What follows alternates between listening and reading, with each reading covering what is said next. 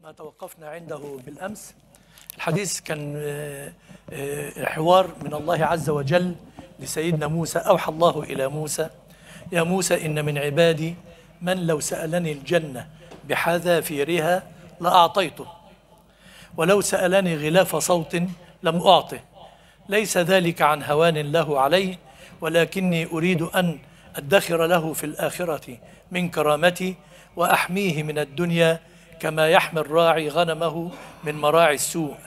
يا موسى ما ألجأت الفقراء إلى الأغنياء، إن خزائني ضاقت عليهم وإن رحمتي لم تسعهم، ولكني فرضت للفقراء في أموال الأغنياء ما يسعهم. أردت أن أبلو الأغنياء كيف مسارعتهم فيما فرضت للفقراء في أموالهم. يا موسى إن فعلوا ذلك أتممت عليهم نعمتي وأضعفت لهم في الدنيا للواحدة 10 أمثالها. يا موسى كن للفقير كنزا وللضعيف حصنا وللمستجير غيثا، أكن لك في الشدة صاحبا وفي الوحدة أنيسا، أكلأك في ليلك ونهارك. كيف مسارعتهم؟ ربنا بيحذر الفقراء، وقلنا أن ربنا خلق الفقير فقير مش عشان هو ليس له مكان عند الله، أو هو أنه يعني مهمل، وما خلقش الغني غني عشان ده له مكان عند ربنا أحسن من ده، حاشا لله. ولكن من ضمن الابتلاءات، لأنها ابتلاء للجميع، للفقير في فقره وللغني في غناه، ولكن الأشد أن الفقير جعل ابتلاء للغني أصلا. كيف مسارعتهم ان هم يأدوا ما عليهم في حق الفقير عنده. وقلنا انه اوعى تفتكر ان الغنى غنى مال بس، كل ما زاد عندك عن استهلاكك او حاجتك فهو غنى، ايا كان بقى، في الصحه، في العلم، في الفقه، في المال، في الاولاد، في الحسب، في النسب، في الجاه، ايا كان ما زاد عندك فهو واجب فيه الانفاق. خلي بالكم، وجب فيه الانفاق. الموضوع مش موضوع زكاه بس، ولا لا، ده فيه صدقه، والاثنين تجد ان الزكاه والصدقات مذكوره تقريبا كتير جدا ومصاحبه في ايات كتيره في القران، وتوقفنا عند ذلك بالامس. اما قول الله عز وجل في الحديث القدسي: يا موسى ان فعلوا ذلك، اللي هم مين؟ الاغنياء. إن فعلوا ذلك، عشان ما نبقى مركزين مع بعض، إن فعلوا ذلك أتممت عليهم نعمتي وأضعفت لهم في الدنيا للواحدة 10 أمثالها. إن الله لا يغير ما بقوم حتى يغيروا ما بأنفسهم. دايما الناس بتاخد الآية دي على إنه إيه؟ خلي بالك، أنت مش هتتغير للأحسن، مش هتبقى كويس إلا إذا اتغيرت من الأسوأ للأحسن. طب والعكس، إذا كنت كويس وتغيرت للأسوأ حالك هيتغير، صح ولا غلط؟ احنا ليه بناخد النص ده وبننسى النص التاني خالص؟ دي برضو نقطة مهمة جدا وجب التنبيه عليها كده سريعا. إن هم فعلوا ذلك أتممت عليهم نعمتي وأضعفت لهم في الدنيا للواحدة 10 أمثالها. يا موسى كن للفقير كنزا. إيه هو الكنز؟ ذات قيمة، الشيء الثمين، مخزن، حاجة كده، ها؟ وكل واحد هيحسب الكنز بطريقته واحتياجه، صح ولا غلط؟ يعني الكنز الحاج علي غير الحاج مدحت، كل واحد عنده كلمة الكنز دي لها مفهوم مختلف عن التاني. فكل الفقير كنزا، الكنزا اللي هو ايه؟ كل ما زاد عن حاجتك فهو كنز. شوف بقى، نرجع تاني للأصل تاني. كل ما زاد عن حاجتك واحتياجك فهو كنز.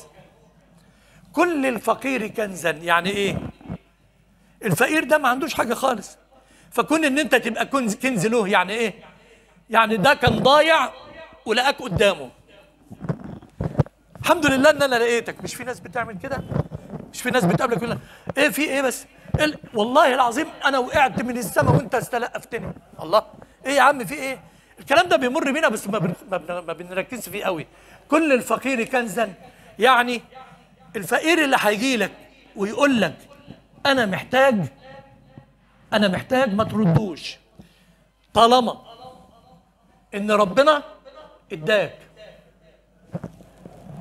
بس يعني بالعبط يعني كده، ولا اي حد يقول لك هات، لا لا، عشان ما يبقاش واحد بيستهبل يضيع حق اللي محتاج بجد. لازم ايه؟ تسأل وتعرف وتدور على الحق بجد. ولذلك الصاحب بالجنب، الجار والقريب، وصلة الرحم، والصدقة على صلة الرحم ايه؟ الصدقة أجرها واحدة، وعلى صلة الرحم ليه اتنين؟ ثواب الصدقة وثواب صلة الرحم.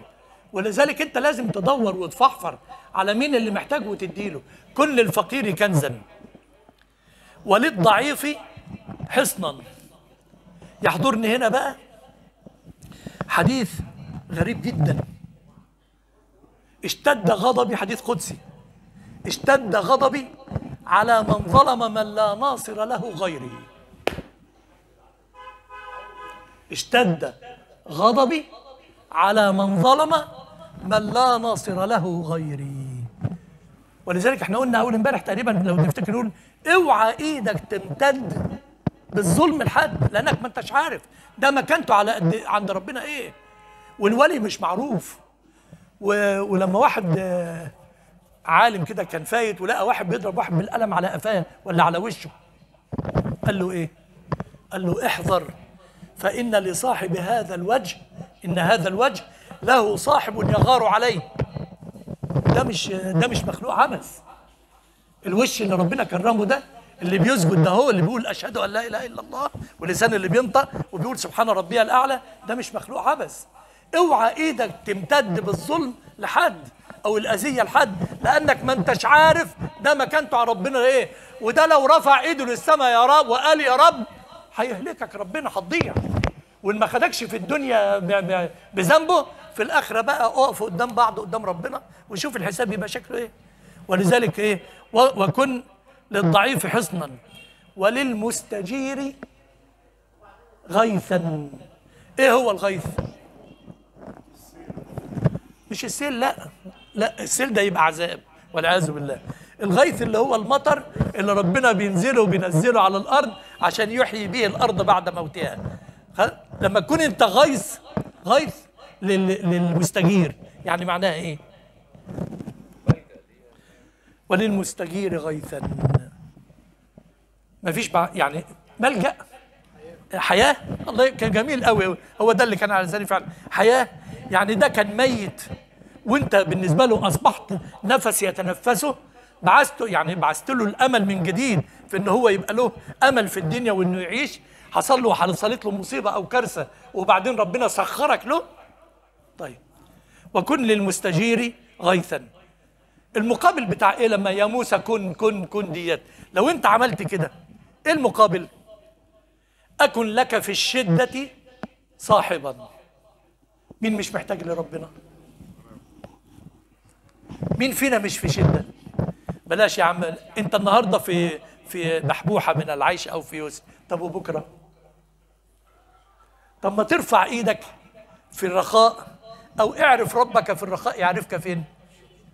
ولا انت ساعة الازمة بس يا رب وتعيط؟ طب وبعد كده؟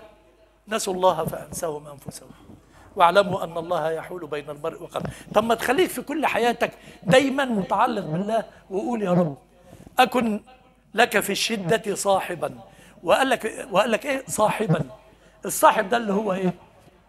الصاحب ده اللي هو معاك في عسرك ويسرك، ما بيسيبكش في فرحك وفي حزنك، ما بيسيبكش، معاك في كل أوقاتك وفي كل حياتك وفي كل تصرفاتك. أكن لك في الشدة صاحبا وفي الوحدة أنيسا. ساعة لما الدنيا تضيق عليك بقى وتلاقي نفسك لوحدك، إيه يبقى إيه؟ يبقى أنت محتاج لمين؟ محتاج لأنيس. مين؟ أنه أنيس ده اللي ممكن يصرف عنك الهم والغم والحسد والحقد والغل والناس اللي بتبص لك مش عارف ازاي، واللي بيجيب في سيرتك من وراك، واللي بيتكلم عنك. من هذا الأنيس؟ وأي أنيس يساوي أنس الله عز وجل لعبده؟ أكن لك إيه؟ في الوحدة أنيسا. أكلأك، رجعنا تاني لأكلأك. فاكرين أكلأك؟ قلنا أكلأك يعني إيه؟ يطبطب. أكلأك يعني إيه؟ يحضنك. أكلأك يعني إيه؟ يعطيك. أكلاؤك يعني إيه؟ يطعمك. أكلاؤك يعني إيه؟ يعني يغنيك. أكلاؤك يعني إيه؟ يعني يصحح جسدك. أكلاؤك يعني إيه؟ يربي لك عيالك. كلمة أكلاؤك دي بقى تحطها في معية الله، وأنت داخل تحت هذه المعية. كيف تكون أو يكون حالك وأنت في معية الله؟